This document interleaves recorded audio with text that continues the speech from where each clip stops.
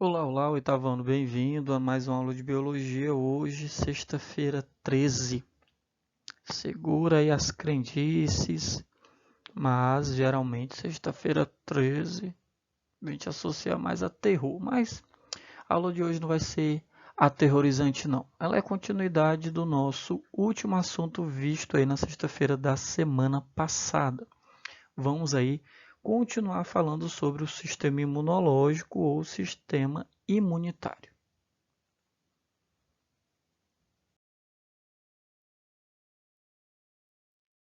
Então vamos aí continuar falando sobre a imunologia, que é justamente o estudo, né, desse sistema tão importante aí para o nosso organismo.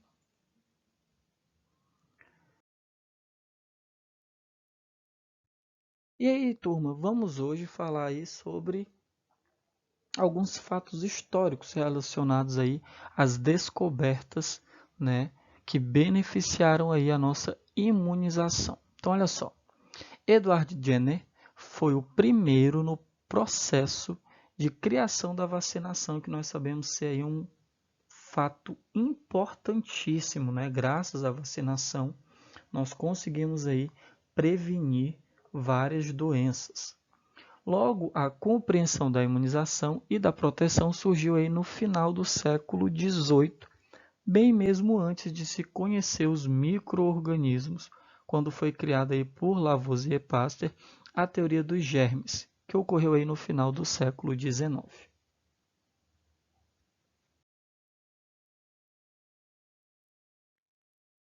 Então nós estamos vendo aí uma imagem, né, representando a primeira vacinação.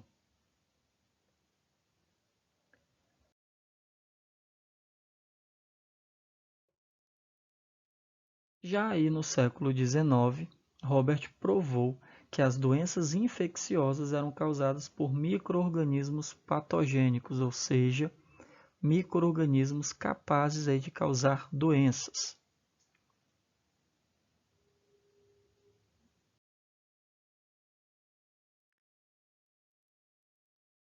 No ano de 1880, Lavoisier projetou com sucesso uma vacina contra a cólera aviária e então desenvolveu uma vacina antirrábica também bem sucedida na inoculação de uma criança que foi mordida por um cão raivoso.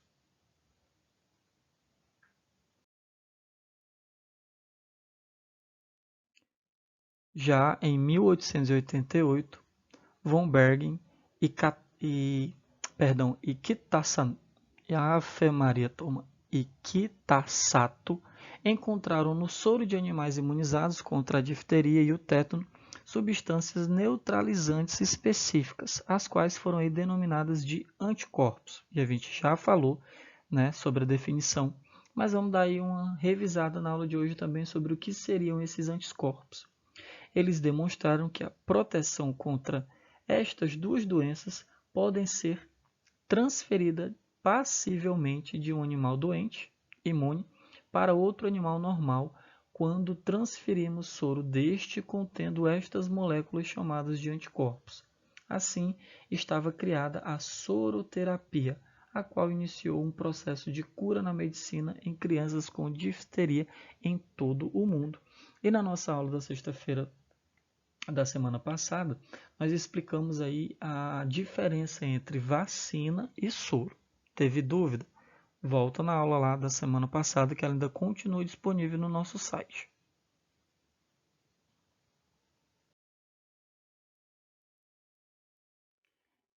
E aí, turma, nós temos aí vários cientistas que ganharam o prêmio Nobel na área de imunologia durante o século XX. Então, temos aí vários grandes nomes que ganharam aí e que contribuíram muito para o avanço da ciência na área imunológica.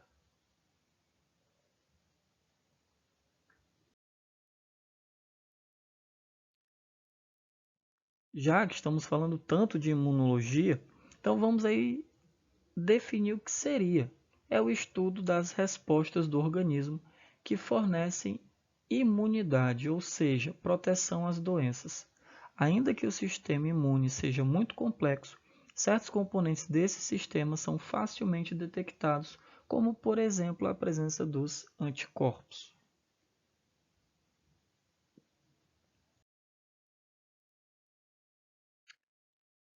O nosso sistema imunológico ele está baseado nas relações antígeno-anticorpo.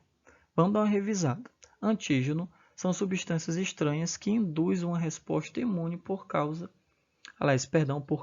uma produção de anticorpos e ou linfócitos sensibilizados que reagem especificamente com a substância, que nós também podemos chamar de imunogênio. Já o anticorpo é a proteína do soro que foi induzida por e reage especificamente a uma substância estranha, o antígeno, que aí nós chamamos de imunoglobulina.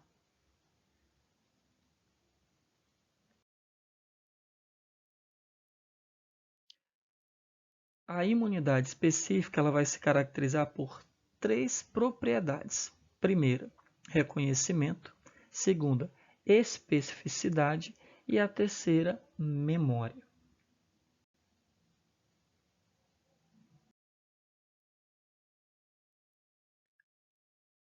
Quando estamos falando de sistemas imunológicos, nós temos aí 2 tipos. Temos o sistema inato e o sistema adaptável. O sistema inato ele está vinculado à evolução, sendo o sistema básico de formação da linha de defesa do nosso organismo. Sua resistência é restrita, ou seja, não é alterada em contato com outros componentes durante o crescimento do ser. As respostas mais comuns ligadas ao sistema inato são febre, volume de ácidos gástricos e respostas da pele a invasores. Já o adaptável atua quando o sistema inato não apresenta resposta satisfatória. É direcionado ao componente invasor e pode estabelecer memória com informações sobre o componente infeccioso para aumentar o rendimento da resposta.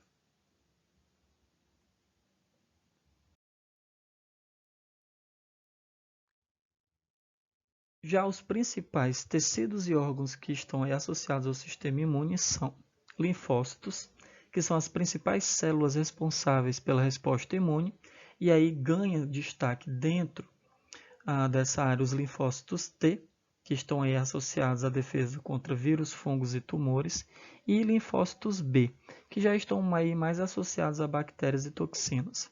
Temos também os órgãos linfóides primários, timo e medula óssea, e temos órgãos e tecidos linfóides secundários, nódulos linfáticos, baço, tecidos linfóides associados ao intestino, apêndice, amígdalas, placas de Bayer e tecidos linfóides associados aos brônquios. E os brônquios, como nós bem sabemos, estão localizados em nossos pulmões.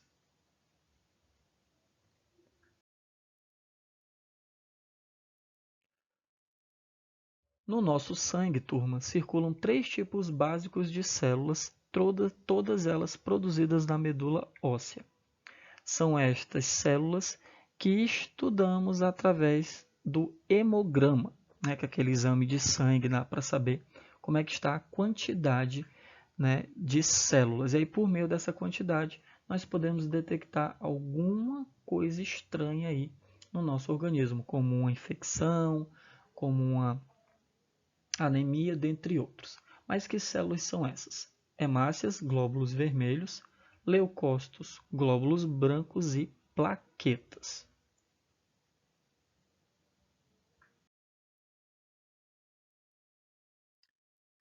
E vamos agora, turma, falar um pouquinho mais sobre elas.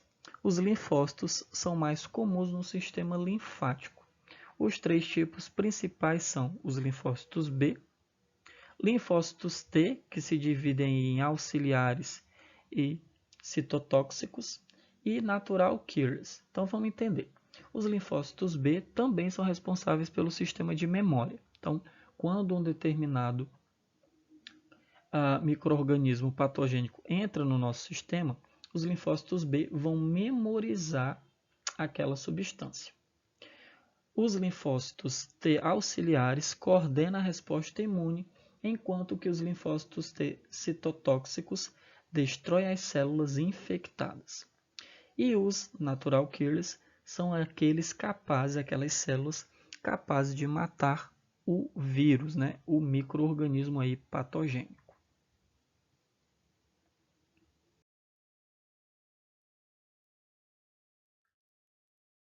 Os linfócitos são as principais linhas de defesa contra infecções por vírus e contra o surgimento de tumores, turma. São eles também os responsáveis pela produção dos anticorpos. Quando temos um processo viral em curso, é comum que o número de linfócitos aumente. Então, temos aí dois pontos relacionados a esses linfócitos. Temos a linfocitose, que é o termo usado quando há um aumento do número de linfócitos, e temos a linfopenia, que é o termo usado quando há uma redução no número dessas células, desses linfócitos.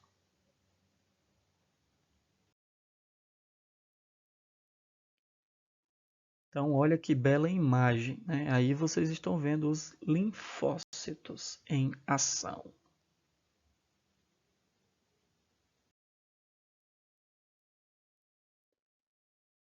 Então, turma, dando continuidade, nós temos também aí o que nós chamamos de neutrófilos. É uma classe de células sanguíneas leucocitárias que fazem parte do nosso sistema imunológico, sendo um dos 5 principais tipos de leucócitos, os neutrófilos, eosinófilos, basófilos, monócitos e os linfócitos.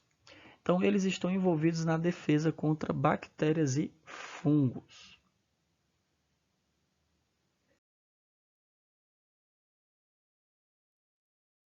Neutrofilia, turma, é uma condição na qual uma pessoa possui no seu sangue um número aumentado de granulócitos neutrófilos, que é um tipo de glóbulo branco. Quando o número de neutrófilos diminui, nós atribuímos a esse termo neutropenia. Neutropenia, às vezes, é chamada de forma errônea de leucopenia, que seria o déficit de células brancas no sangue, devido aos neutrófilos serem as células brancas mais abundantes no sangue. Mas neutropenia é considerada um subtipo de leucopenia como um todo.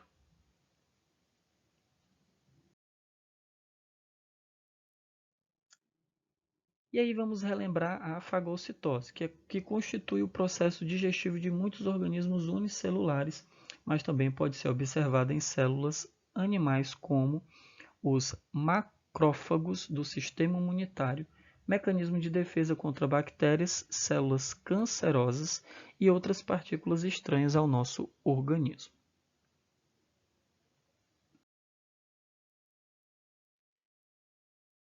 Nós até já chegamos a falar na aula anterior sobre isso, mas vamos rever. Então, aqui vocês estão observando a partícula. Então, vocês estão observando que a célula de defesa está aí agindo, né, está envolvendo essa partícula por meio dos seus pseudópodes, que significam falsos pés. E aí, essa partícula foi englobada no vácuo digestivo. E aí ela vai ser eliminada.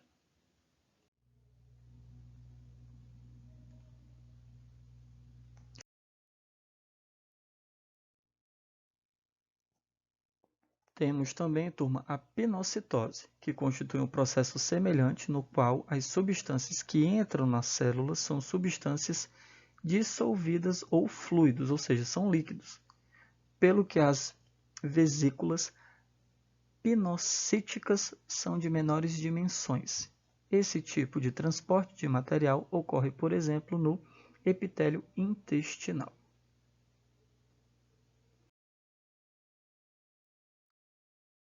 E aí vocês podem observar o esquema onde ocorre a pinocitose. Então, temos aqui o meio extracelular e o meio intracelular. Então, temos aqui as gotículas de fluido, a membrana plasmática dá aí passagem para esse fluido e eles ficam aí localizados na vesícula pinocítica. que fica no citoplasma da célula.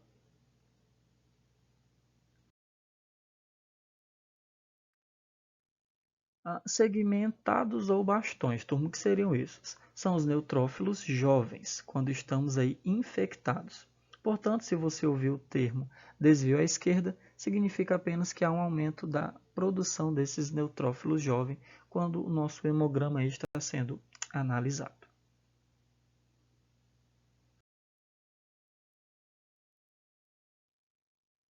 Vamos aí agora falar sobre os macrófagos. Em citologia, são as células de grandes dimensões do tecido conjuntivo, que nós já estudamos em aulas anteriores, ricos em lisossomas, que fagocitam elementos estranhos ao corpo. Os macrófagos derivam dos monócitos, do sangue e das células conjuntivas ou endoteliais. Intervêm na defesa do organismo contra as infecções. Também são ativos no processo de evolução fisiológica de alguns órgãos. É o caso do útero, que após o parto sofre uma redução de volume, havendo então uma notável participação dos macrófagos nesse processo.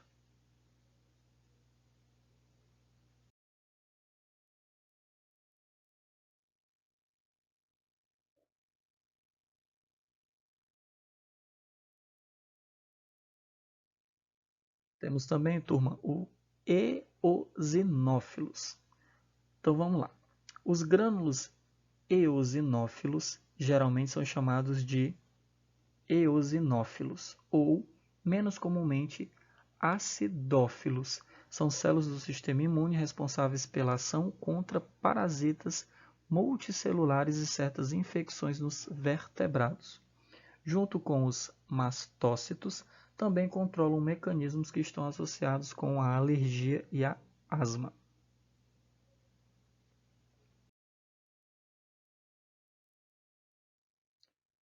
Então, turma, agora vamos falar um pouquinho sobre os basófilos. Eles são um tipo menos comum de leucócitos no sangue e eles representam aí cerca de 2% dos glóbulos brancos. Sua elevação normalmente ocorre quando está ocorrendo aí um processo, ocorre quando está ocorrendo, foi ótimo, mas já foi, processos alérgicos e estados de inflamação crônica.